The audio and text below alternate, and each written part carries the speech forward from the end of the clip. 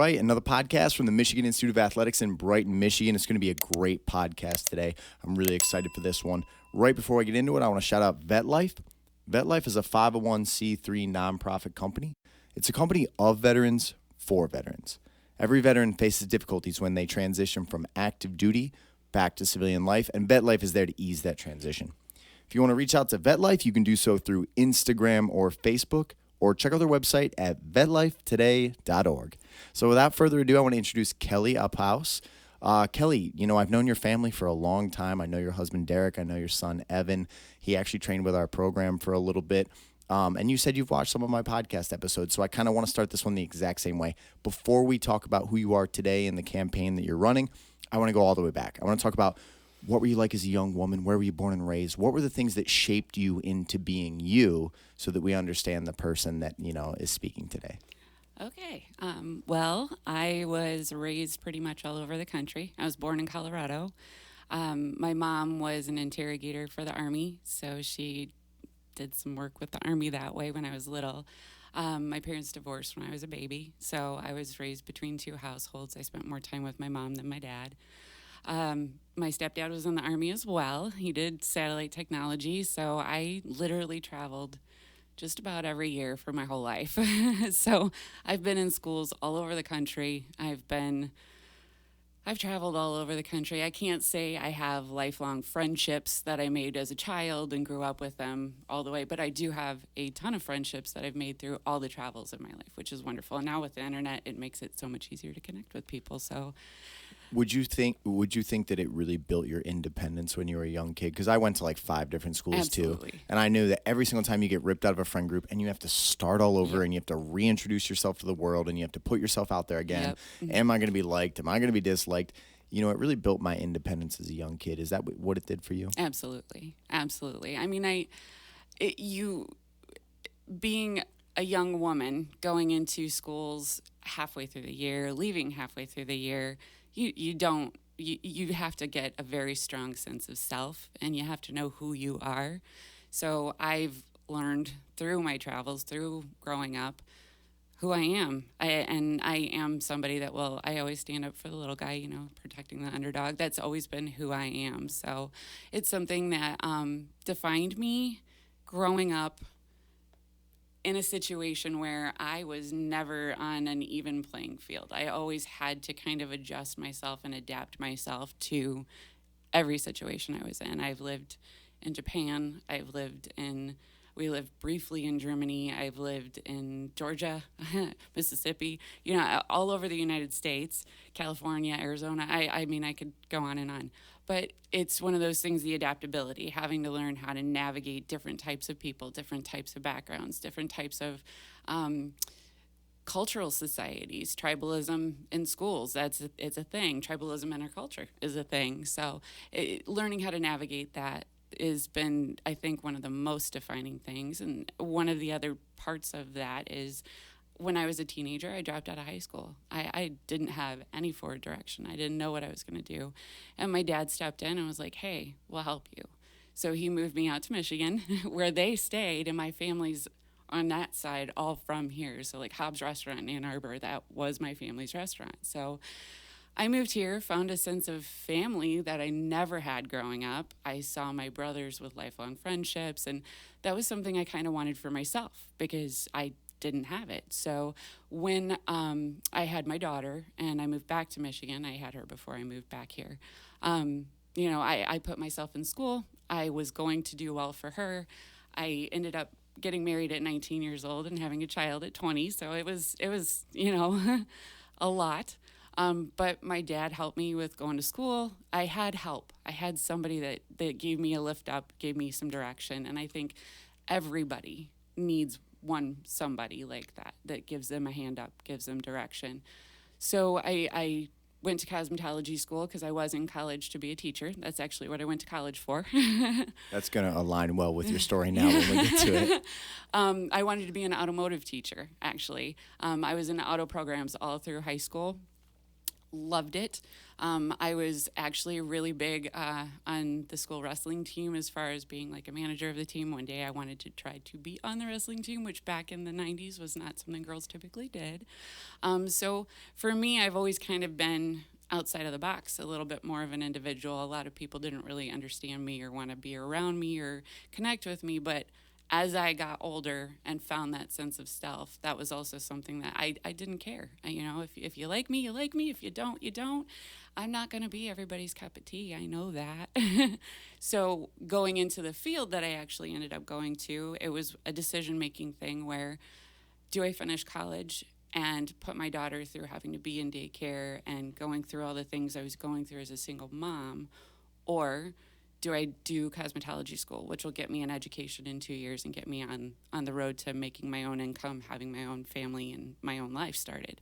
And on that journey, I met Derek, my husband, and so he helped immensely with Haley and my whole path, and he's always been extremely supportive of everything I've tried to do, everything I've pursued in my life, and I love that man. I really do. He's my biggest cheerleader. So we have a very different kind of family structure from a traditional family, but at the same time, I feel are a traditional family because I have a great husband who's tried to be an independent and build his own business.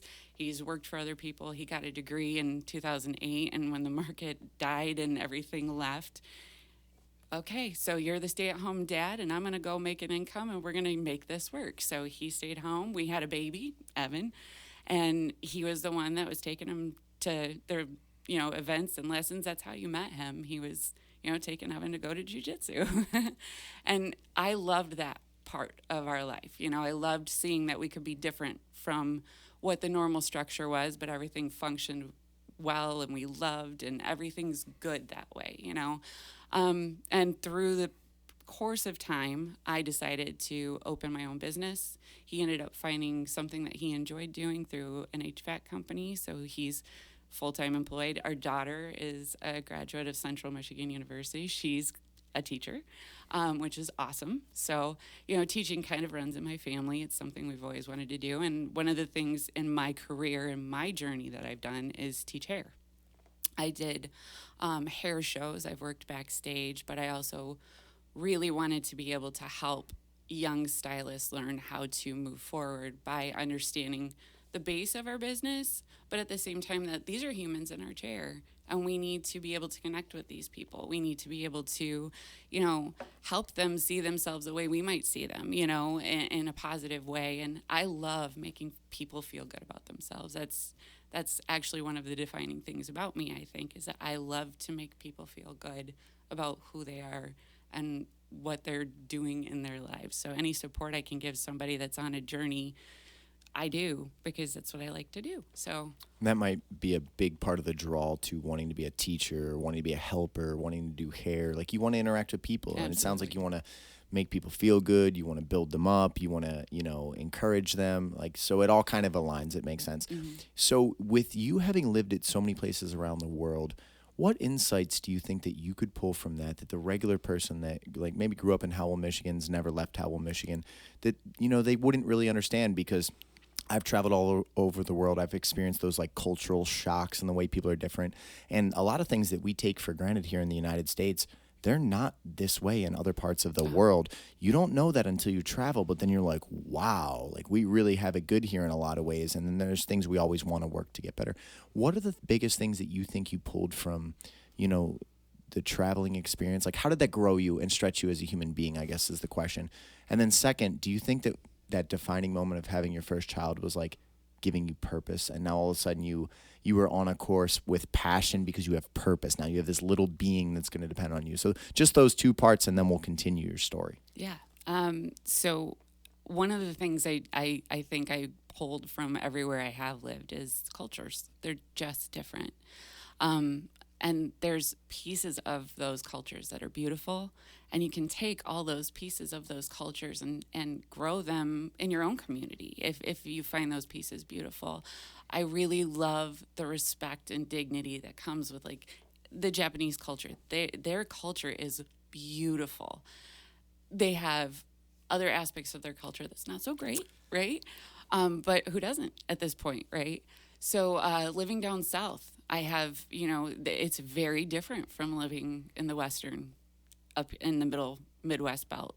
It's very different from out west in Colorado where I'm from, and California where I lived for a long time. So it's cultural, but the best thing I think that I've been able to grasp from living outside of this country is that everything that makes this country unique is pieces of those cultures coming together and finding our own culture.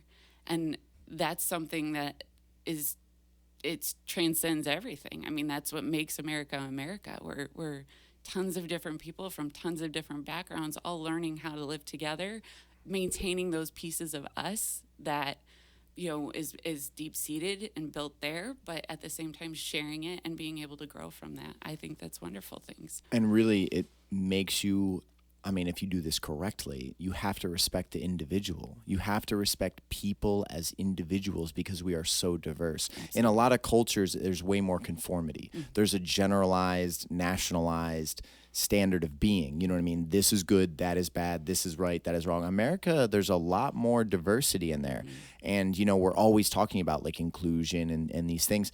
It's just, you got to look at people as individuals. You know what I mean? And I'm not going to jump this right into politics yet, but like there is a huge political movement where they are looking at people by groups. Absolutely. And instead of individuals. And that is insanely destructive, right? Because you're an individual. I'm an individual. Even if someone completely disagrees with us on a specific topic, that is an individual with an opinion that we should treat as the human being first. Then we should assess the validity of their opinion and, be able to work through that. And together, if we problem solve in that fashion, we can create a more perfect union, a better place for us all to live. So your daughter's born, you find passion, right? You find purpose. All of a sudden it's like, yo, this thing means something. I got to get things together. How did that change your life? How did that change you as a woman? And then, if there was any other really strong things that were influential to you forming identity at a young age, we'll talk about that. If not, we'll kind of, after these questions, we'll fast forward to like more of the modern story. Okay. So I'll start here. Being raised by an Army interrogator, you don't have a sense of individualness. You are property in a way, and I'm not broad spectruming that with all Army interrogators are that way. I was raised by one that was. No, yeah, I want you to go fully in depth in this because I'm fascinated by even the words that you just said. So what do you mean? So my mom, she was raised in the military. She had a strong military background. She was very independent, very individualized in her thought process. Once she had children, they were extensions of her. They weren't individuals.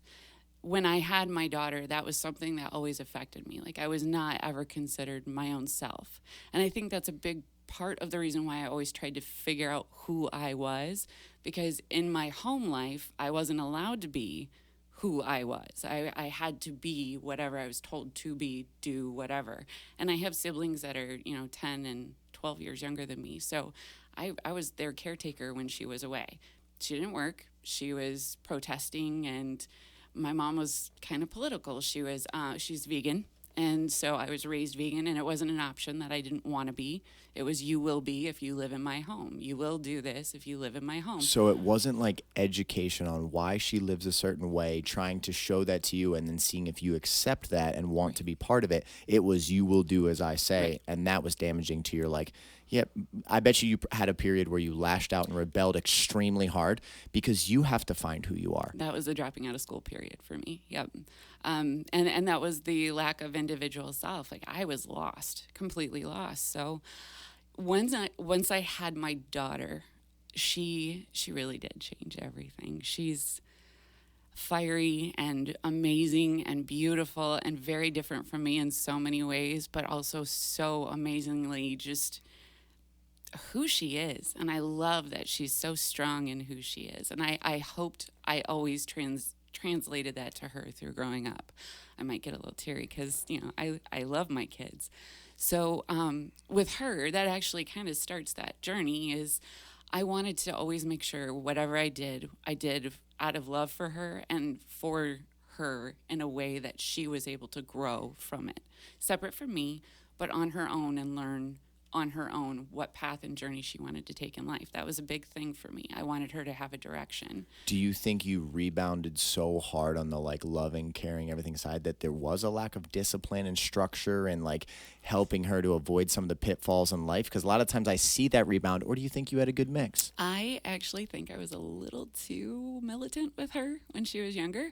I did, but you kind of teach what you learn, right? You go One of the two. You either Yeah. monkey see, monkey do, or you Yeah. snap so hard in the other direction. Like my parent was this, so I'm going to be the opposite of And that. exactly. So with her, I always said I was going to be the opposite of that. But when she was little, it was because I said so. There was no discussion. I never took into consideration that she had feelings about what I was telling her to do until I started seeing her go through similar things I went through. And then I was like, whoa.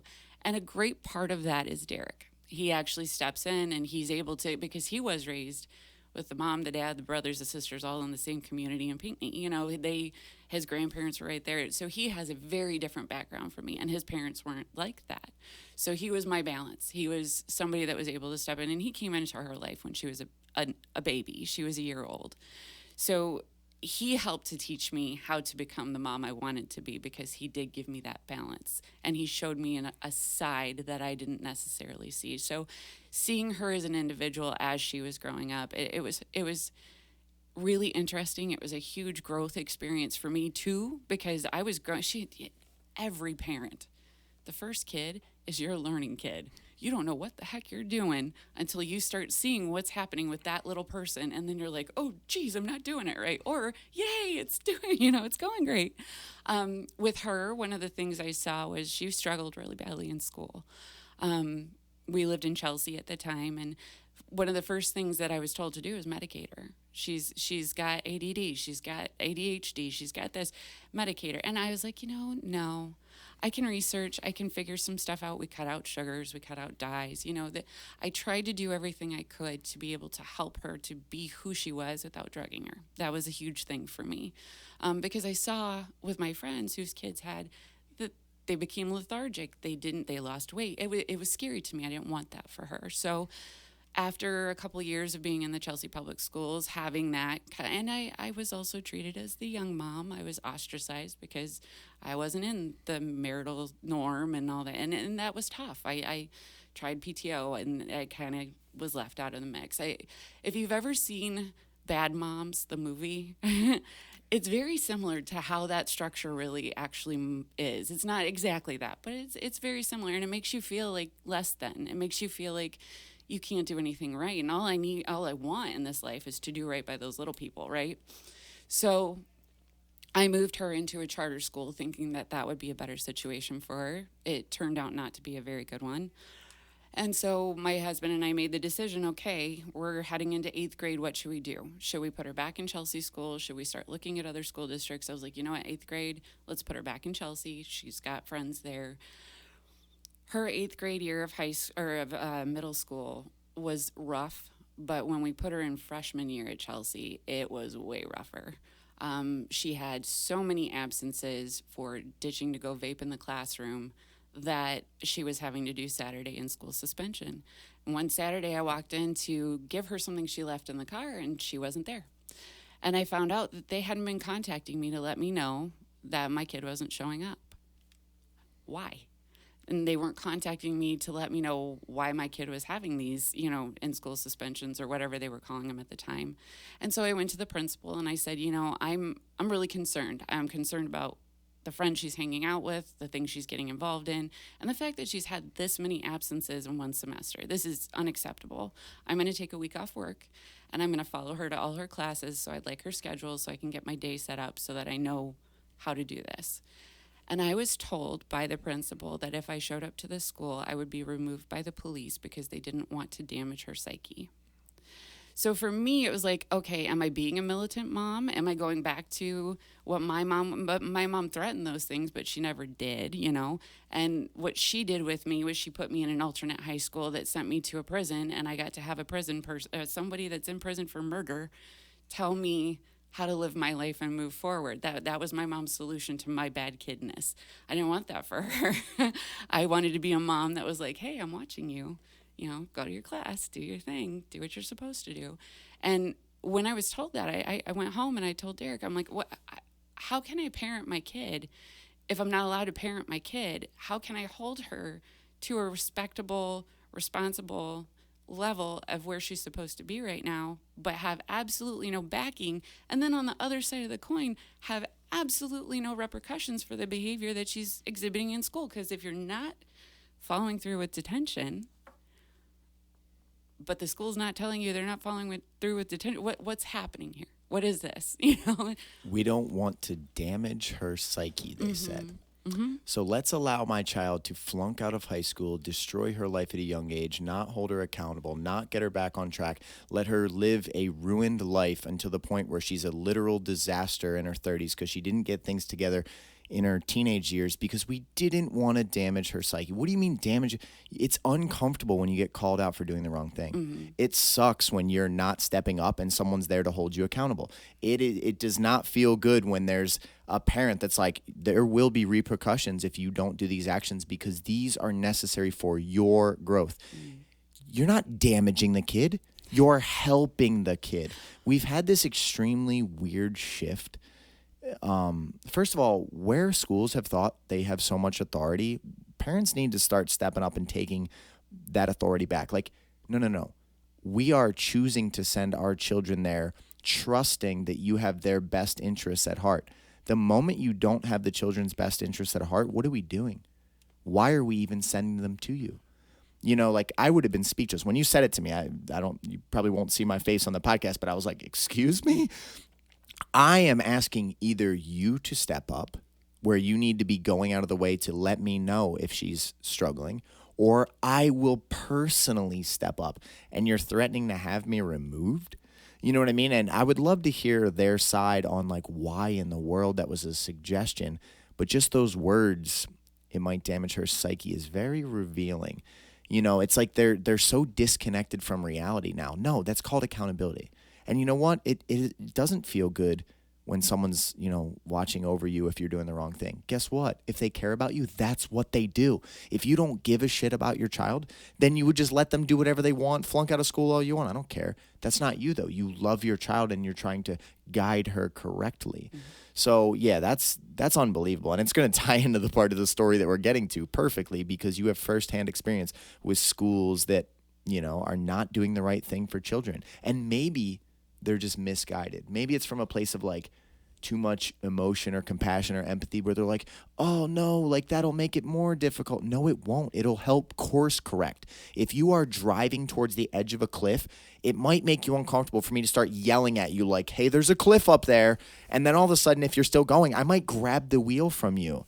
Right? But I'm trying to prevent you from driving off a cliff. I'm not going to go like, well, I guess I don't want to damage your psyche. Take us wherever you want. That doesn't make sense. Right? So let's shift to current stages because I feel like this is just a perfect segue. You are currently running to be a school board member for Brighton here in the community. I see your signs all over town. They're the bright orange ones, Kelli Uphaus. Tell me first the origin story of that. How did you decide, first of all, that you wanted to get involved in an election, you wanted to run for, an office or a position? What made you decide to go on that campaign? And there's a lot to it. And that's why I'm like, I'm going to just pass the mic to you. Why did you decide to run for school board? Build it up for as much as you want. The more detail, the better. Because if people can understand what you've had to go through to finally being like, you know what? I'll handle it myself. It will paint a better light on this is why we should support authentic people. Okay. So my daughter went to Brighton High School. She graduated. We had some issues in the high school itself with certain teachers that targeted specific students, and I don't know why. There was never really an explanation. One thing I did always want to teach her and instill in her was to advocate for herself. So with both my kids, I kind of have this rule of you approach the teacher first to try to fix the problem. If the problem's not fixed, you go to the next person that can help you fix the problem, which is generally some administrative staff or a counselor.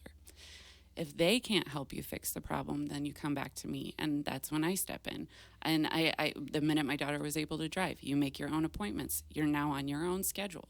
they need to know these tools and able to function once they move out of your home. So having a little net when mom tells you, go do your thing, that's always been important to me. So when we put her in Brighton schools, I started immediately noticing that she was heading down a path that was a little scary. Again, she made friends fast with certain kids that were doing similar things to the kids that were in Chelsea.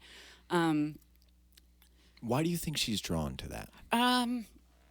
Well, like me, she likes to be the champion of somebody that's not lifted up, doesn't have the elevation. Find the group that doesn't fit in as well or is a little bit more of the misfit crowd, and it's like bring those people up or like make them feel all the things that they probably don't get from being a little bit more of outcasts. Well, and two, I think if you think about it, during that time frame, we had kids that are on Facebook, Instagram, all these wonderful platforms, but they don't know how to use it. They don't understand bots. They don't understand likes aren't real, and friends and followers aren't real.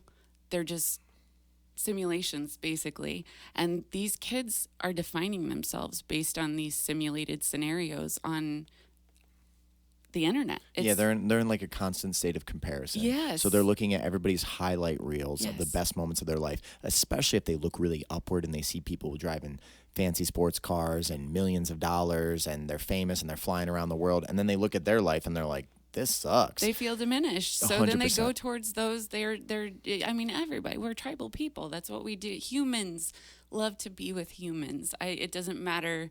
That's what we seek, right? Is commonality, friendship, and sometimes there's a little bit of protectiveness that goes in with that. So she sought out the people that she felt she identified with. The hard part is, I think she saw pretty quickly that that's not the path she wanted to go down. It started more fights at home. It started with bad grades.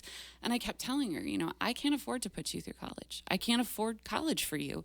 I'm still paying for my college. And I ended up having to go to cosmetology school. So I went to trade school. And I'm paying for that too.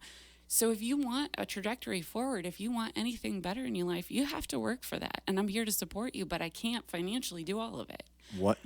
Just to pause you for 1 second, that message that you just gave your daughter at that moment, you are going to have to step up and take the reins in your life to be the person that you would like to become. You can aim a trajectory that's extremely low. You can end up low caliber, struggle your whole life, suffer through this, mundane experience, or you can turn this thing around. You have the ability to step up, create a beautiful life, be proud of who you are, be proud of what you're doing. And guess what? If you want to help others, the more you elevate yourself, the more you're going to have the ability to pull people up. Those conversations are really tough to have where you almost have to say, hey, I'm taking a step back. It's on you. Mm-hmm. But those are crucial moments to that child realizing that, like, I don't have the power to change your life. You have the power to change your life. You need to do it. Mm-hmm. Mom's not going to do it for you. That's a very powerful moment. Yeah, well, it's a message that I give to both my kids because I'm always going to be their safety net. Of course I am, but I'm also I'm practical enough to understand. I was homeless at a certain. That's when my dad found me. He found me. I wasn't living with my mom. I ran away from home. I was living on the streets. So my trajectory forward was solely based on what I decided to do and every decision I made moving forward. So for my kids, I never want them to experience that. We always want better for our kids than what we had for ourselves. So I looked at her and I'm like, what do you want to do? Where do you see yourself in 10 years? What do you want for your life? Brighton High School had a wonderful program. It was a teacher cadet program. And Haley tried that at the end of her she tried it her junior year. And that is what set her on the trajectory to Central. And she is now graduated with a health degree in teaching. And she's substitute teaching because she's trying to find what district fits her the best. So, I look at that and she found her passion in high school because she had an outlet to apply it to. And she was able to find her path forward. And I'm so proud of her for that. She worked really hard. She did all the student loans. She became a RA on campus so that she could, have some of that loan knocked off, but at the same time help the kids acclimate to school, kind of be a person they could go to. And that's something I wanted to instill in my kids: kindness, being part of a community. Regardless of the background of the community member, you're still part of that community, and you still have to treat that person with respect. You still have to look at that person as a person and be kind to that person, period. That's how I've raised my kids. So I got her through Brighton. She got her through Brighton too, but we got through high school. She came back her sophomore year, and this was one of the, okay, I'm going to start paying attention because now I've got a little guy coming up. A teacher had said, oh, I had you pegged for McDonald's for her career when she told him that she was in school to be a teacher. A teacher said that to my kid. And I'm like, what does that do? What good does it do to say to a kid that's graduated and telling you that they're proud of themselves, that they got into this college, that you had them pegged for McDonald's? Yeah, I would love to talk to people that say things like that. Did you try to say it as a joke? Did you think it'd be funny? Did you think, like, tell me when you said that, what were you thinking and what did you think the response would be? And I guarantee you they probably rolled off like, I'm just kidding. I was just trying to be funny. But, like, maybe that young girl doesn't know you're kidding. And maybe that affects her psychology. And she goes, wow, someone thought that low of me. Mm-hmm. And then hopefully she has enough strength in herself to say, well, I don't care what you think of me. I don't need the world's approval. I need my approval. I need to feel good about me. And I'm proud that I'm going to become a teacher and hopefully better than you. Hopefully the person that would never say to a child, I had you pegged for McDonald's. You know what I mean? Because, like, there's a ton of terrible people in the world. And they're going to say all kind of evil shit. Mm-hmm. And they're going to say all kind of things that try to break you down. You just got to know you're bigger than that. Well, and that's the mentality she took was, well, I'm doing it, and I am going to be a better teacher than you. That was literally the pathway she took with that, because she knew through experiencing that person in class that they didn't value her, and she didn't really care because she values herself. And that's something both my kids I've tried to raise. I didn't have value in myself. I had to learn that because I had to deal with what I dealt with in my life to get to that place of, you know what? I need to love me. I need to love these little people that I brought into this world. And I need to be the best kind of person setting an example I can for these little people that I'm raising. And I have always tried to give perspective to the kids. I shouldn't say I've never, because I have done a because I said so a few times. But I do that. Yeah. But, I mean, at the end of the day, if, like, my fiance's son pushes back on, I explain it to him. Mm-hmm. And I would ask his opinion. Mm-hmm. Like, what do you think about this? And then he almost always yields to, like, no, you're right. Mm-hmm. But, like, I don't want to be against because I said so either. Because as parents, you have way more experience in this world and way more knowledge and wisdom in the conversation than just being like, well, do what you would like to do. A 13-year-old child has no grasp on reality yet. Right. You're going to do it this way for now. If you need more clarification as to why, I'm willing to have that conversation with you. But, like, we do need to be able to, speak with confidence that we know better a lot of the times. You know what I mean? Imagine if the 13-year-old version of Kelly was going to run for school board. Oh, jeez. You probably needed to be told at that point, hey, you don't fully know things yet. Just keep moving forward. Back it off, yeah. Well, so then we can cut to the pandemic, because I think that was like the big moment that put you on the course towards, hey, now I'm running for school board. Well, yeah. Well, at that point, honestly, up until May, I did not plan on running for school board. And when I say up until May, I mean this past May, I did not plan on running for school board. May 2022. Yes. So you just recently decided. You had those little bit of bad experiences with your daughter in at different schools, and she was struggling. So I'm sure there was, there was struggle from her, there was struggle from the school. It was a difficult situation, but you wouldn't have run for school board. No. Something happens during the pandemic and then leading up to now that you're like, I have to take action. Well, and that's it. So I'm a small business owner. I was locked out of my business. I spoke up and I was like, hey, wait a minute. We don't know anything about anything yet. Let's slow down. Let's not freak out. Let's calm down. And I got ostracized for wanting to take a step back and look before we made any leaps. I didn't realize that was going to be some kind of big end of the world scenario, but I ended up being locked out of my business. I let the landlord know that if you're going to lock me out of something I'm supposed to pay you rent for, you're violating our lease and you can't do that. So, there was a lot there that started the trajectory of what the heck is going on. Then I apply for unemployment. No word on how that works. Sitting for hours during every day. I mean, it's the same story. That's the thing, is that we're all in this together, right? We're all in this together, but every single one of us has our own individual experience of how we were in this together.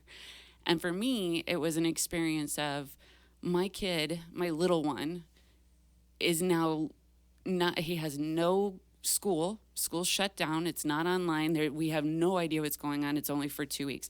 I immediately, okay, what am I going to do? I summer school my kids all year, and that's another thing Haley hated. But in the summertime, I look at what the year ahead curriculum is going to be, and I give them books to read. I have them write book reports. I do math just to keep their brains going, because that 3 months of time, there's a lot of learning loss there. And I know from the teachers I have sitting in my chair doing hair that there's so much review that goes on that first semester, they can't really get to the nitty gritty of what they have to teach these kids, right? So they're held to these standardized test scores, these teachers are, and these kids are losing their brains basically during the summertime. So I took from the summer school home study stuff that I had, and we started school, in the basement. I cleaned it up. We got everything going in the office. He started school, and he and I started talking about how the 2-week shutdown was affecting him. This is aside from what was internally going on with me. And I said, well, what do you think we should do? And he said, what can we do to help? It was like one of the first things he said. And if anybody knows Evan, they know he's just a really sweet kid. He's a sweetheart. He's a sweet kid. And I was like, well, what do you think we could do? And he goes, Grandma got me that 3D printer. Do you think we could make something with the and I was like, we can make ear savers. He's like, all right, let's make ear savers. Who needs them? So we started a Facebook page, Evan's Ear Savers.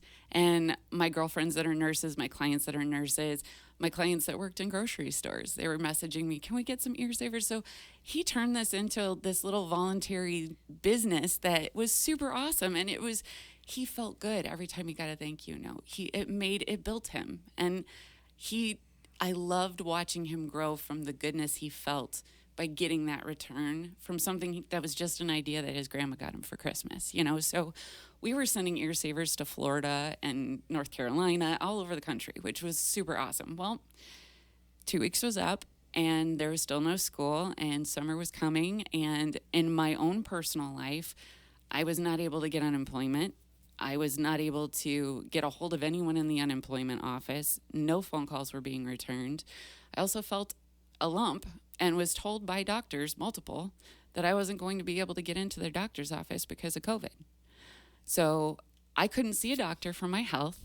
I couldn't get help for my son. I couldn't figure out what was going on financially. My husband's business was in dire straits. He had a cleaning company. He had just gotten the job with the HVAC, so we had that at least. But I didn't know if we were going to be able to pay rent or our car payments, buy groceries, the whole 9 yards. It was terrifying, absolutely terrifying. So the one thing I knew is my daughter was coming home for the summer, and this might be the last summer with her. And I've got this little guy that I got to keep his brain going. So I just applied every ounce of myself to my kids. That's all I could do. Spending time with them, making crafts with them, growing a garden with them. It was the first time we did. I taught my son how to give himself a pedicure. Using the tools that I had in my toolbox to build them up. When I was allowed to go back to work, then it was trying to figure out how do we do online school. Brighton decided to open, so we were able to go back and be open. And at that point, going through all of the summer, I'm watching statistics and I'm reading and I'm going, okay, we shut down for 2 weeks to slow the spread. I was totally on board with that. I didn't want to get anybody sick. Honestly, we have a blue handbook in my industry. We have to know front and back that is all sanitation. It's all public health. So, technically, that's part of being a hairstylist is public health. I know not all salons look that way, but, I took that seriously. So for me, it was like, okay, how do I open back up now that I'm allowed to be back at work? How do I keep my clients safe? How do I navigate what I know is starting to sound kind of fishy to me from the numbers? And how do I also navigate my son who doesn't want to be in a mask all day, right? So I'm listening to school board conversations and I'm following and I'm staying quiet and I'm not saying anything. And the more not saying anything I did, the more frustrated I was getting because there was only the media narrative that was being looked at. There was only the propaganda push of this. I'm not saying COVID wasn't bad. I'm not saying that COVID isn't real. 100% it is. But at the same time, we need to slow down and not leap off the cliff without seeing what's below us. And that's all I've ever wanted. So when it came to the discussion of should we mask, should we not mask at the school board? And they decided to continue masking. At that point, I had found probably 15 to 20 studies that were peer-reviewed through .govs and through .meds sites. And I took it to the school board. I emailed the board members. I had 2 people respond to me. So I was emailing commissioners, emailing school boards for months. Literally only 2 people were responding to me. And were schools being given funding if they kept masks in the children? Was there funding coming down from the state? Yeah, I thought so. That was part of COVID. Oh, that was the COVID relief money that all the schools in this country took it with the agreement that they would mask kids, that they would quarantine kids, and that they would segregate kids. Segregation was a big part of it. And I really failed to see how that edict actually is going to translate into this whole mental health crisis that we have now, and how the schools feel like they have a say in fixing the mental health piece that they broke, because they broke the mental health piece when they signed that contract for that money to say we're going to keep kids in masks, even though some of them have had huge speech regression because there's no lips to learn from. Reading in this state has dropped. And let's just point out things that they are. COVID was never a threat to children. No, listen, never. Your kids are at more threat than most of the world. Mm-hmm. Like, it was never about kids' safety. No. Kids, if kids were dying left and right from COVID, that would have been the first thing on the news. Mm-hmm. That's what they would have scared you with the most. Mm-hmm. You would have seen mothers losing their children, and it would have been devastating. Kids crush COVID. COVID is terrified of children. Mm-hmm. Okay, kids smash it. Mm-hmm. So it's not about their safety at all. What is it about then? That's the question. That's it. And that's when you ask the school board to please answer these questions for you, because I sent them Anthony Fauci's clip that literally had him saying they don't have the nasal pharynx to carry the virus. All of a sudden that changed, but he said it, and I sent it to him, and there's no response. You get no response. So I'm thinking, these people were elected to this position to represent me as a person. They're people just like us, right? Exactly. Just sitting on a board. But they don't treat you that way. They don't treat you that way. They treat you like you're less than. They ignore you, and they talk down to you. I can't tell you the amount of times I've been talked down to while trying to speak to board members. It's infuriating, and it's frustrating. And I know I'm known throughout the district as I get very passionate when I speak, because I get to a point of frustration that I'm like, you're not listening. I didn't start talking at school boards until I started citing law. I'm like, you are violating the law. You are segregating kids. My son missed, and I said this, there's a school board video you can go find. My son missed 90 days of school. 90 days. Healthy. He was healthy the whole time. Why? Because he was around like a suspected. Exactly. Contact tracing. That's a violation of your ability to move throughout the country, right? But at the same time, and then on top of missing 90 days of school, once he's in school, he gets pulled out of school. Oh, you're a close contact. And by the way, in front of people, and I'm not a medical person, I'm asking you, are you vaccinated? Are you? Hello, there's HIPAA. If you tried to explain this in 2018 and you said this was going to happen, nobody would believe you. They would say you're literally insane. That could never happen in this country. All of the people that allowed this to take place really need to be held accountable. I hate to say it. I'm never a vengeful person ever, but all the people that turned a blind eye to evidence and truth and facts directly in their face for whatever funding or whatever it is, I have no idea what it actually is. But it's really good to hear that there's like a changing of the guard taking place, because all of the people that didn't even stay in touch with reality, with the truth. You could present them a million things. It didn't matter. They've already made up their mind. They've stuck their head in the sand, and they're going to stay exactly where they are. You're damaging the children. Right. You're damaging the culture. You're allowing fear to be propagated and pushed across, people like we've never seen before. And you are a part of it. So when you were going to the school boards and you were trying to make a difference and you realize like these are just people like me that were elected, at what point does it switch, or how bad did it get before you finally go, okay, I'm going to run? Like, because at the end of the day, if these people won't take me into consideration and I'm a concerned community member, I need to, seek office. I think the turning point for me, and I'll say after this, I still hadn't made a decision, but I had started considering it, was when I went to an emergency meeting. They had shut down my son's middle school, Scranton Middle School. At one point, and I think it was 2 days prior to this happening. Who makes this decision, by the way? Who is the person that was shutting all the schools down every time? Like, who's making that decision? So this is the thing. Right now, the structure, well, during COVID, the structure, and I'm not sure that they've actually reorganized, but your school board is the one that is supposed to make the decisions per school, financially, and as far as school shutdowns are concerned. They do hand, like for snow days, that decision making goes to the superintendent, who they hire. The board hires the superintendent. The board is elected by us. So the structure is us. The board oversees superintendent, yes, right? Yes. So the superintendent was meeting with the health department director, and we come to find out later that some of our state representatives, on top of the superintendents of the school districts, were meeting in private with the health director. And the health director actually has said, well, I have to go along with what they're telling me to do from the state level because I don't want to get arrested. And it's like, and I've heard that from multiple people in office across our state. I don't want to get in trouble. So, but do you think these are people that didn't really want to be doing what they were doing, but they were doing it out of fear, or like they were almost having forced compliance? Do you believe that was a messaging of, man, I don't really want to do this, but I don't want to be the one that, goes to jail over this? Or do you think that's just a cop-out, genuinely? So for me as an individual, me as a person, I wouldn't cop out like that. That's who I am. I would not. I'm a hold on, let me see all the picture. I want to step back and take a 40,000 look view at it, right? Some of them, I think, went along to get along because they had special interests in the situation, and I can't prove all of that, so I'm not going to expand on it. But some of them, I do think it was fear. They were scared. And I get that. I mean, we have teachers that have quit teaching because they've been bullied out of the schools by nefarious actors inside the schools that target them. We had really great teachers that were like, hey, we're damaging these kids, and they're gone now. Our kids don't have them there anymore. Those are teachers that, one of them in particular was pivotal for my daughter. I loved that teacher. Never met her, not once. But I loved what my daughter took from her, and I loved that I got to hear the conversations they had with each other. And that teacher quit. This is a message to everyone out there that is a good person.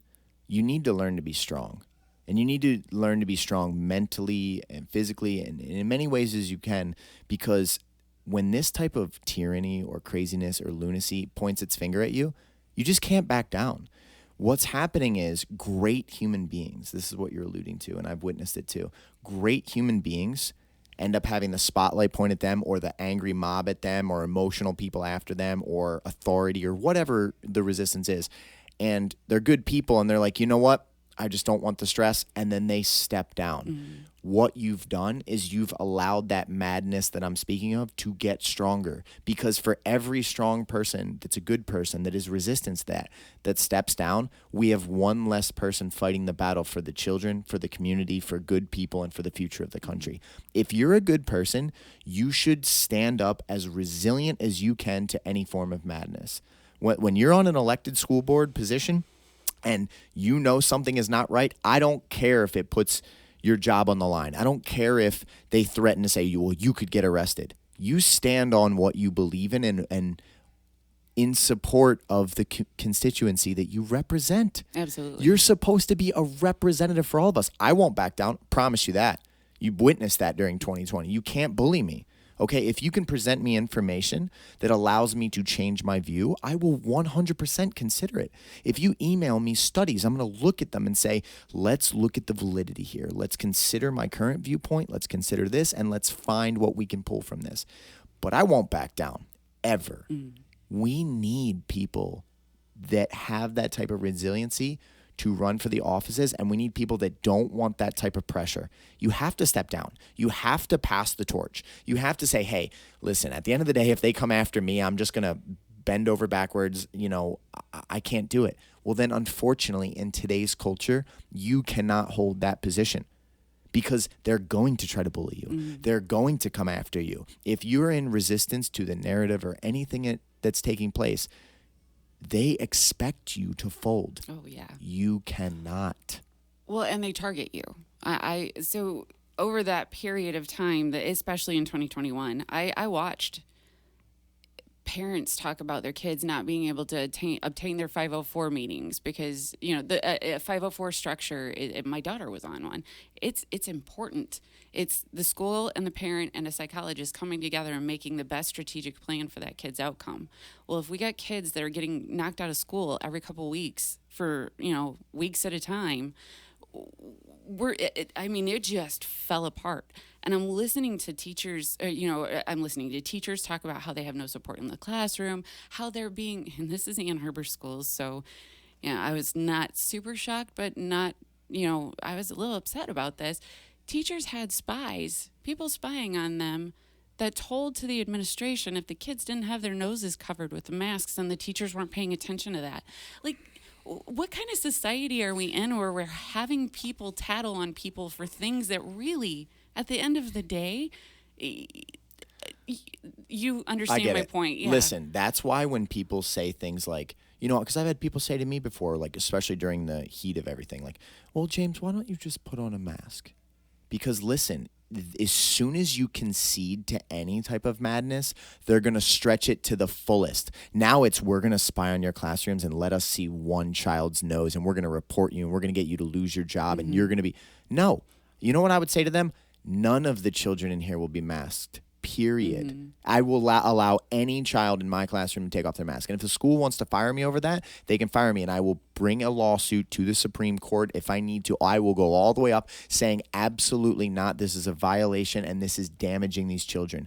There is no evidence or any study or any fact that you could cite that says COVID is a substantial risk to these children. You are operating out of madness. Now, you might be virtue signaling or pretending that, like, you care about people more while you try to destroy this person's life because a mask slipped below a kid's nose. You need to look at the mirror and figure out who's the good person, who's the person trying to do the right thing. Are you trying to do the right thing, or are you trying to destroy anyone that's in opposition to you? Right. And if that's the answer, how are you a good person? Well, and that's it. That's it right there. We have teachers that were starting to talk, but then the minute someone does stand up, the full force of the "we're going to take you down" hits. I know a woman that I didn't like her when I first met her. We've actually become friends through this. Her husband he's lost his job. They targeted his husband's job, and by it's a small group of people that has been given this very loud voice and allowed to just run roughshod over people's lives with no repercussions But whatsoever. who cares what they say? Are these people of, like, power or influence? Like, who Right, cares no, what and anyone that's it. says? Let these lunatics, listen, remember this. Let these lunatics or these people that are detached from reality scream about you, hate you, disagree with you. If you're a good person that is trying to do the right thing, never back down. Right. Those loud people do not represent the majority. They're usually the extremists that their own lives are normally absolutely destroyed, so they're out on a campaign against everything they hate. Right. A lot of what you hate is probably in your mirror, but you haven't realized The that yet. projection. You cannot back down to people like that. So when you tell me stories like this and I hear like, oh, well, because people came after him, they just stepped down. Why? Who cares? We've lost our resiliency. You remember when we were little kids that there used to be a saying, sticks and stones may break my bones, but words won't. Words can hurt, but listen, words can't drive you to step down, walk away from what you know to be right. Let the words come. Stand in resistance to them. Period. Stop backing down to madness. Yeah. Well, so through that whole portion of, hearing what was going on around me with all these people, I got to a place where it was like, I have to say something. I have to do something. So I started going to the board meetings instead of watching virtually.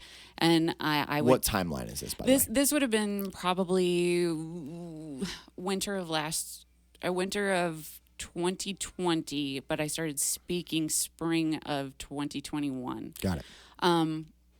When in October, I want to say it was October or November of 2021, they shut down Scranton Middle School. They had blamed it on COVID numbers, but I happened to know because I was talking to parents at that point. I had started asking questions, why.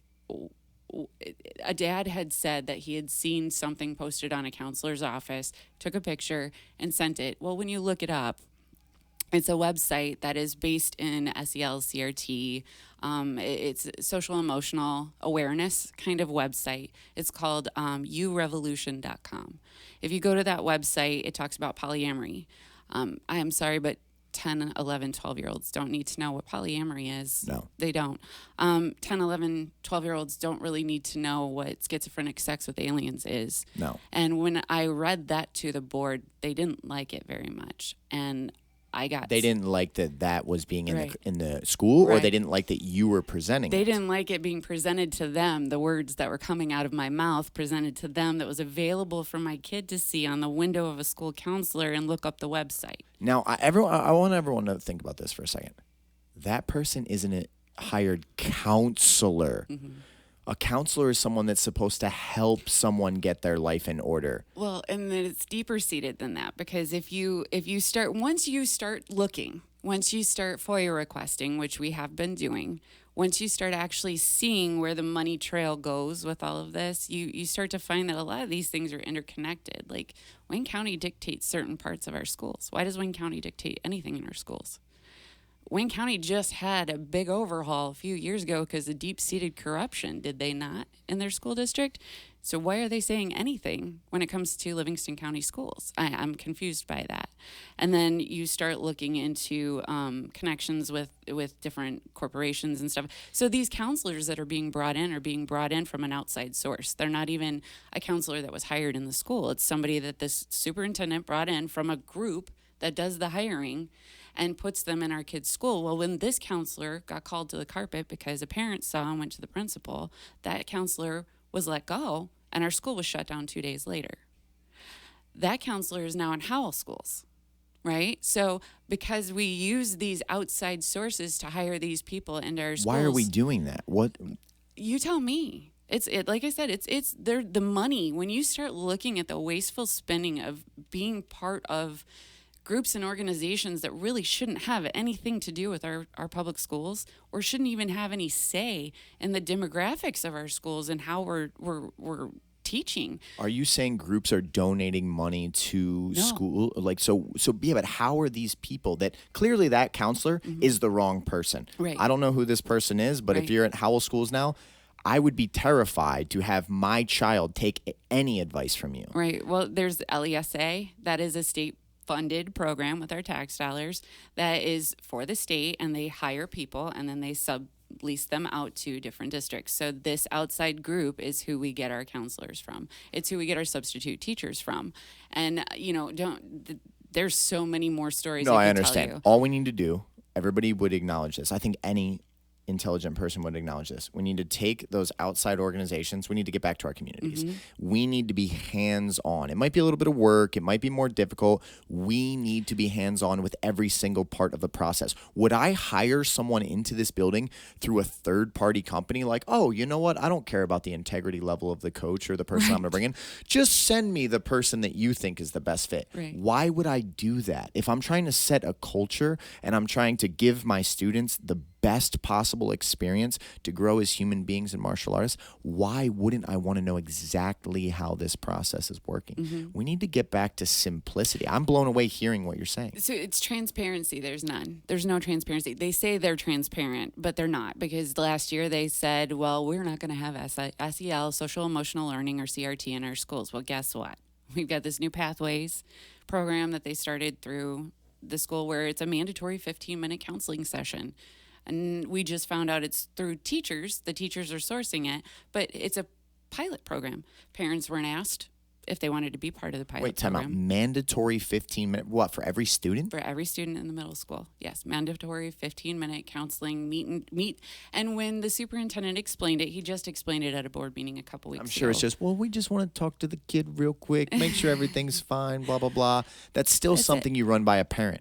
Listen, I don't trust a ton of people in this life. I know a lot of low-caliber human beings. I know a lot of people that are insane.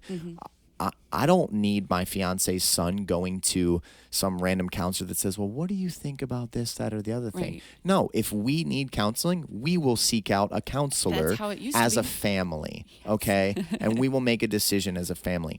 Stay away. Well, it's worse than that, though, because these 15-minute time frames are set with a teacher that's had a 2-hour or a day-long seminar taught to them about how to use behavioral therapy to help restructure the way these kids learn and focus their brains on the trajectory of what the school is heading towards. So these are all nice fancy words, but when you get no transparency, what trajectory is it that you're heading down? Absolutely. Yeah, that sounds great, but you haven't said anything. Tell me exactly what you're going to say. Exactly. I want content. I don't want just your words that are nice and fluffy. I want content. Are you going to teach my child that, something outside of our family values is something they need to be doing? Are you going to sway them? Because these aren't your kids at the end of the day. The money you're paid with at the end of the day is actually my tax dollars. And the structure of the way this whole thing works is you're not in charge. Transparency should be the first and foremost biggest thing between schools and people. 100%. Transparency. I should be able to come to you and say, Kelly, you are pushing for this new legislation or this new idea for how this is going to operate. Explain to me in great detail exactly why it's necessary, what problem it solves, and what it does for the children or for the future. And if you can't answer that, there's going to be a distrust. Well, and that's how it's been. That's how it's been right along. I mean, how does that counselor? Sorry, I'm stuck on this. How does that counselor get fired from Brighton from having a U Revolution website, which has no business being in schools at all? How do they get hired right into another school? Well, it's not about hiring. That's it. We take from outside sources. So this group says this is the person you're getting assigned for that position, and that's who they put in that position. So that person got outed to the principal, and the principal said sorry. So they go back to their home base, and then they just get sent and farmed out to the next community. But did they tell them that hey, they were just let go of Brighton? Nope. This is unbelievable. The school was shut down 2 days later. And so I went to that board meeting, and this is where the decision making of should I run for school board came in. There was an emergency meeting called because one of the board members had received a ton of what's going on from the parents in the community. And so he called an emergency meeting. I took off work. I actually canceled my last client. I was like, hey, my son just got let out of school. I've got to get to this meeting. I need to know what's going on because I am very confused by all this. I go to the meeting, and it goes back and forth between the board members about wanting transparency, wanting to be able to answer the parents' questions as to why they based it on numbers, but there were other schools that had higher numbers that weren't shut down. So there was a lot of back and forth with no real substance to it. And then it came back to the board member that called the meeting. His name's John Conley. He is the Conley from Conley Auto, right? Yes, he's the only one that ever returned my emails. All through the years that I've been trying to find out information, he's the only one that actually took the time to actually respond to me. So I started listening to what he was saying, and the president of the school board looks at him and says, well, you've got 2 minutes to answer the 8 questions I just asked you. And he's like, I can't answer all that in 2 minutes. He's like, well, you got 2 minutes. You wasted enough of our time. Number one, who are you? Who are you to dictate that to a board member? He's an elected official just like you are. You may be the president of the board.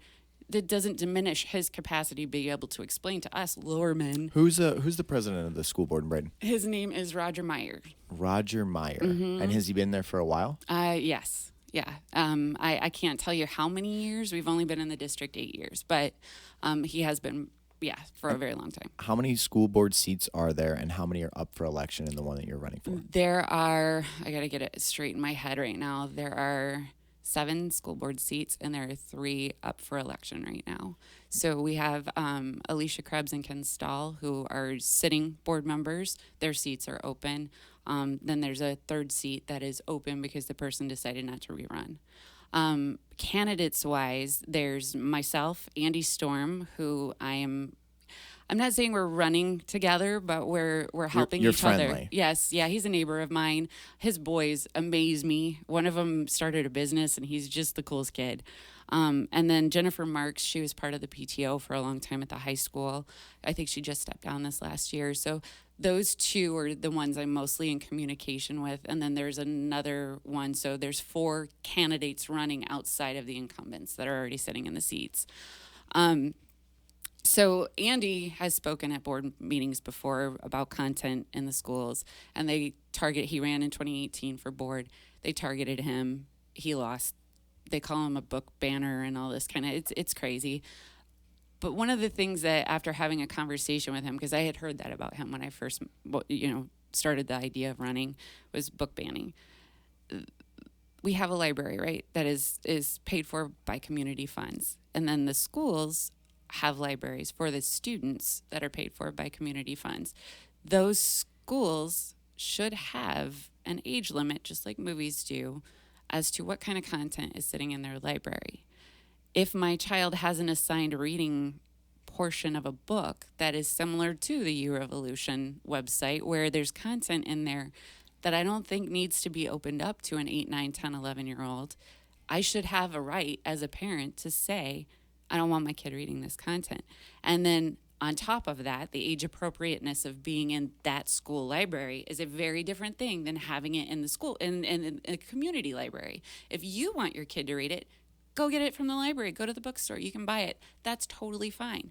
Me as a parent. Then again, you should ask yourself, why am I teaching polyamory to my 8, 9, or 10-year-old child? Like, that is extremely bizarre, but I guess, you know. Teach their own, right? I guess. I mean, really, though, we need to start pushing back to, I feel like as Americans, we've tried to so much be like, well, I won't judge anyone. I don't want to tell anyone else they're wrong. You do whatever you want to do. Right. Yeah, but it affects everybody. Absolutely. Because then if you get a sick, twisted person that grows up, they're going to be one of the people that try to push their ideologies on other people. And it's proven that hypersexualization of kids results in predatory behavior later. Well, of course. It's proven. There's no argument there. So giving this kind of content to kids at this age, why would you do that? Is hypersexualizing them. I don't care what anyone says. It's proven. It's a mental thing that actually happens, and it creates predators. That's why Florida stepped up and they made that new bill where they said don't speak on sexuality from kindergarten through 3rd grade. It's insane we have to legislate that. Right. Well, and then the media took that and said, oh, it's the don't say gay right. bill. No, it's the don't talk about sexuality to children bill. Right. The bizarre thing is the media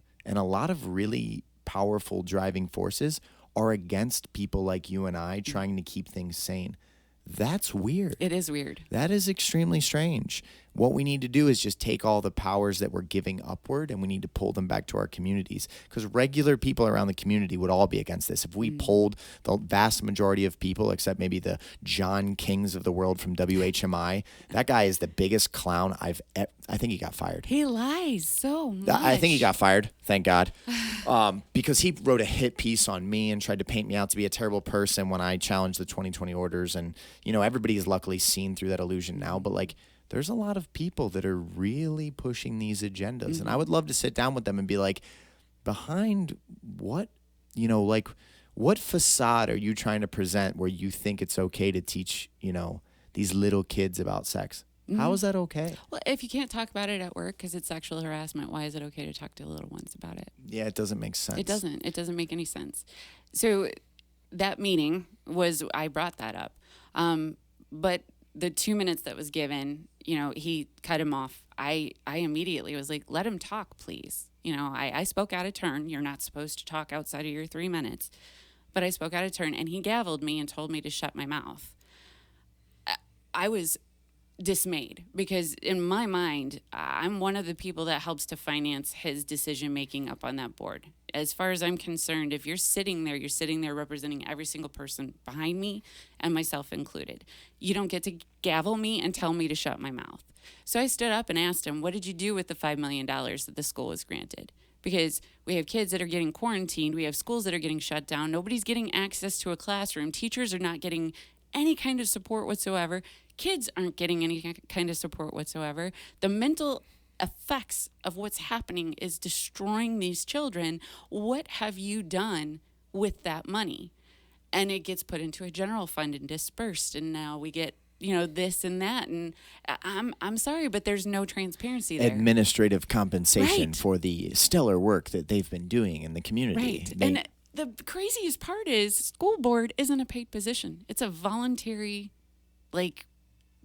minute of your time. Do you think there's compensation for school board members? I don't want to speculate, but I do believe that some get benefits from being in those seats that others don't. because they pursue different avenues. I'm going to say that because I believe that after watching everything the last couple of years, hands get greased. 100%. And I think that's where corruption comes into play. And I think if we're sticking our head in the sand, if we think there's not persuasion to those people or, you know, if you align with this, then that, whatever that is. And in what world do we not throw ourselves as adults in front of the children? In what world do we not protect them? Apparently this world now. Right. Apparently the new world. I fundamentally disagree with that ideology. So let's shift the end of the podcast to this. Why should parents support you, and how do we get the community really fired up to make sure that everybody is out to, you know, get the right people on the school board? Because the concerns you have are concerns that almost everybody has. But at the end of the day, if they sit back or they take a position of neutrality, things aren't going to change. People listening to this podcast, the worst thing that you can do is nothing. The worst thing. If you are unhappy with the way things are going, or you want them to be better for your children and for the future, and you want to stop a lot of the madness that's taken over, you have to get involved. Extremists have been activists forever. Those angry people that we talked about earlier that are screaming all these things that have made a lot of good people step down because they just don't want the stress and they don't want the fight, they're winning when good people are neutral. You have to step up. You have to get involved. You have to go back to speaking to your communities. You have to bring communities back together, you know, preach what is good, stand on the side of morals and values and virtues, but you have to get involved. The worst thing possible will be if you take a seat in the back and you say, hopefully this works itself out. Why should they back you as the candidate? You know, what is your main stance, which you've already said is transparency, but give me kind of like your pitch to the community so I can clip this. Okay. And then just anything else you would say for why everyone needs to turn up for these upcoming elections. So I'm running on transparency, education, and skilled trades, because I truly, as a person that is a skilled trades person and someone that actually got to participate in programs like that in schools growing up, it gives a kid that sits in a history class or a math class, it doesn't connect the dots because they're being talked to, a hands-on version of learning that maybe might tweak that mind and create the next inventor of something amazing. So being able to have hands-on applications is something I really want to be able to bring back to our schools. They've gotten rid of a lot of those programs. My daughter's a teacher now because of one of those programs, and it's gone. I want to bring those back. Transparency. If you send me an email with a question, I will answer it. And if I don't know the answer, I will find out, because that is what you elected me to do. And that's what I will do as a person sitting there. There's financial decisions that need to be made. As far as I can see, we are wasteful spending like crazy. And now that we have a surplus of COVID relief money, there's more wasteful spending to come. And at some point, the budget's not going to be able to sustain that trajectory anymore either. And then the programs that are being brought into the schools, we don't know where those programs are starting, but we do know that they're being pushed through with the way the teachers are being trained. I want to be able to have the ability to maybe start a parent group that can help oversight of those curriculum things. I want to support parents and teachers, because I'm a mom of a teacher. I have a ton of teacher clients that I hear these stories and my heart breaks for them. I want to support teachers too. So I want to get in there. I want to make a difference. I want to be able to help the kids come out of what the last 2 years looked like and maybe do some positive spins. Maybe that's the positivity we can take from here, is we are going to have a change, but it's going to be a change in a really great path to get them to a really beautiful future. I want teachers to feel secure in their jobs. I want to stop hiring so many administrative staff that make 6 figures a year while teachers aren't getting pay increases. It's disgusting. We have the ability at this moment, we're sitting on that precipice of go in, take a look at what's going on with the budget, take a look at what's going on with the programs, and adjusting it to readjust the course for the kids. Because at the end of the day, not every kid's going to go to college, but every kid does have a future, and we need to be able to give them a bright future without trying to change or tweak them into social justice warriors or whatever society is trying to do right now, because it's not the goal of school. Listen, you have plenty of time for that as an adult. If you want to build your life around campaigns and emotional things, you can do that as an adult. As a child, we need to be setting you up for success in this life. We need to build you as an individual as much as possible. School boards need to go back to or looking at their superintendents and really holding them accountable. They need to have transparency with their community members, and together is how we do this. So I'm excited. I love the story that you told today. I think we need to get people fired up. We need to get them involved. A lot of the takeover type mentality that we've witnessed, these are from groups that are really good at forming groups. Mm-hmm. And they get in the little tight-knit groups and they all support the same ideology. And they don't even really care about the individual that much in the group. It doesn't matter how bad of a person you are or anything like that. As long as you're a part of our group, we need to get away from that. Mm-hmm. We need to go, what is right? Search for truth. Mm-hmm. Do things that help our community and help our children. Anything else, we're going to be resistant to. And I believe, as I sit here with you today, that you will have a spine if someone stands up and wants to, throw evil words at you or whatever it is. You will say, I don't care what you say. I'm going to do what I believe is right, period.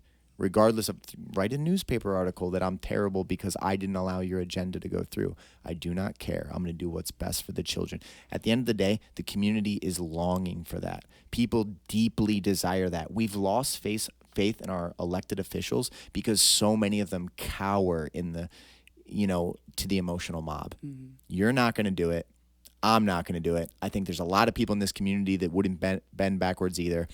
Let's hopefully, get everybody out to the booths for Kelli Uphaus, Brighton School Board, and on Friday I actually have a gentleman that's running for the Howell School Board, Jason Bedford, who you are friends with. Another great man, a man of character, a man that's going to try to make a difference. So Kelli, I really enjoyed you being with me today. I hope to, I'm going to clip several sections for this podcast. I'll send them to you. You can get them online. And then if anyone wants to reach out to you, let's say they're like right on the fence. They liked your episode. They liked a clip. And they're like, well, I got a question for her. I want to ask her something. You're all about transparency. How would someone reach out to you? They can go to friendsofkelliuphaus.com. That is the website that I'm currently trying to get developed. I do run a business, so I run a business, a household, the whole 9 yards. My phone number's on there. You can email that account. I check it daily, often. One of the big things I do want people to know, too, is if you have a question, I will find you an answer. It may not be the answer you want, but I will find you an answer. If you want to know more about me as a person, who I am, if you want to know more about where I'm headed with this campaign of mine, host me. I'm not begging for money. I'm not begging for campaign finance. I personally feel like as a community member, the wasteful spending is part of the problem. So I want to be the example there. Host me, have me come speak to your friends, ask me the questions you need to ask, come to events where you hear I'm speaking. I will take the time to sit down and talk with you. And I don't care what background you come from, because at the end of the day, we all live here together. And I will be representing everyone that lives here. And every voice to me matters. I may not be able to get you the outcome you desire, but your voice matters, and I will get you answers. I actually love that you keep saying I might not get you the outcome you desire. That's never what we're supposed to search for. I'm not supposed to search for something that makes you happy. I'm supposed to search for the truth. I'm supposed to search for what is right. And if you don't like that, that is your problem to deal with. Absolutely. You know what I mean? And a lot of times I feel like we've gotten to this, we're trying to people please. Your job as an elected official will not be to people please. Mm-hmm. It will be to do the right thing. Mm-hmm. If you do that, then you are succeeding. No matter what some angry person screams at you, if you can do the right thing, you are succeeding as an elected official. So I really enjoyed our time today. We shot an hour and 16 minutes that we're going to be able to clip from. Oh, boy. So I'll get to work on this. I should have it done in the next couple of days. But, thank you very much for joining me today. And I really hope that you're able to earn this position in our community. Thank you. I appreciate you giving me a voice.